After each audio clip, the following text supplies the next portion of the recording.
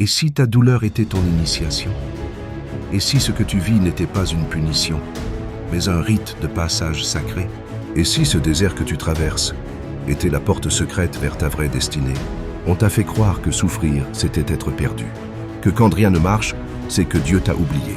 Que si tu es seul, brisé, incompris, c'est que tu as échoué. Mais écoute bien, ce n'est pas vrai. Ce que tu vis est une étape, une mue, une transition. Tu es en train de mourir à l'ancienne version de toi.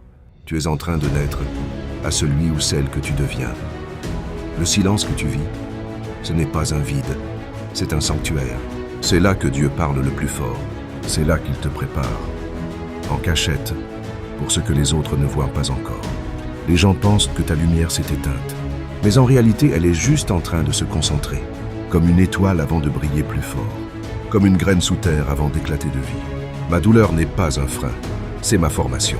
Ma solitude n'est pas un rejet, c'est une retraite sacrée.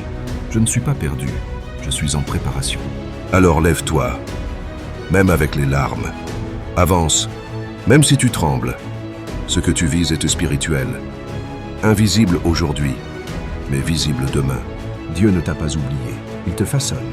Et ce feu que tu traverses deviendra la lumière que tu porteras. Si ce message résonne en toi, je t'invite à découvrir mon e-book 40 prières et affirmations puissantes pour transformer ta vie avec Dieu. Un guide pour ceux qui veulent grandir, guérir et renaître avec foi.